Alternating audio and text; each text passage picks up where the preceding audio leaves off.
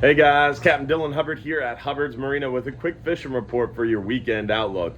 Right now we're excited. We've got a nice weekend of weather ahead. We've got great fishing going on and we want to tell you a little bit about that and more. What's coming up and what's going on now.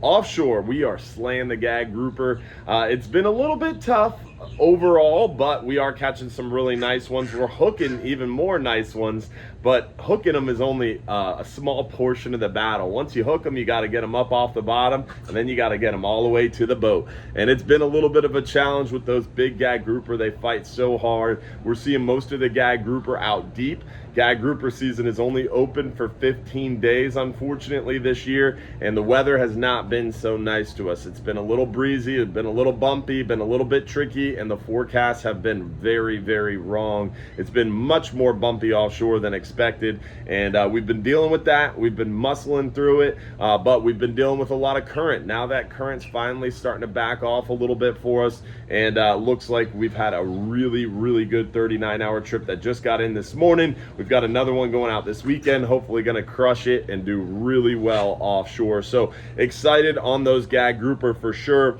but it's been a little picky to start. Got a little bit tough with the current, the weather, but it's getting better. It really picked up. This trip came in, nice pile of scamp grouper, big pile of gags, and plenty of amberjack. Amberjack are also open the month of September and October, so we've got amberjack open all of September and October. We've got gags open the first 15 days of September. Triggerfish are still open, so we got lots of fish to go out there and catch. Our red snapper is closed, but it is open for private recreational anglers on weekends only. So private wrecks on a private boat, no compensation, changing hands. That's who can keep red snapper for weekends, September, October, November.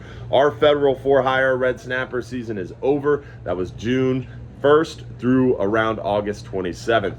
So no more red snapper, but we got tons of other fish to keep with the amberjack, the gags, the scamp, the mangroves, the yellowtails. We're seeing a couple mutton snapper offshore too, some big African pompano. Definitely plenty of meat to take home. Nearshore, we're seeing some solid lane snapper. We're seeing some nice mangrove snapper. Hogfish bite has ticked up a little bit. We are starting to see the hogfish start to get a little bit more frisky on us. Water temps have been going down. We've had a lot of cloud cover. We've had a lot of rain, and it's definitely helping things kind of start to transition more. Starting to see, I would be cautious to say, starting to see a little bit of a fall pattern. Definitely things are starting to change. There's change in the air. We're on the doorstep of that change to a fall pattern. Now, once the cold fronts really start rolling through, that's when we start to see the hogfish start to really pick up. We have our first pretty big cold front. It's kind of trying to push down. It's going to make it into the panhandle of Florida, not really to our area, so we won't really see that cold front. But there's going to be areas of Florida that are going to be in the 50s for a high. So cold fronts are also on the doorstep as well, and that will definitely kind of change the patterns of our fishery and change how we operate and prosecute our fishery too. So that's when these weather reports become even more important, because around those fronts, timing your trip, timing your fishing around the fronts becomes paramount to your success. Now, inshore, we're seeing still some pretty nice snook action around the bridge, around our beaches, but those snook are transitioning. Inshore, the fall patterns are here. That water temperature is changing.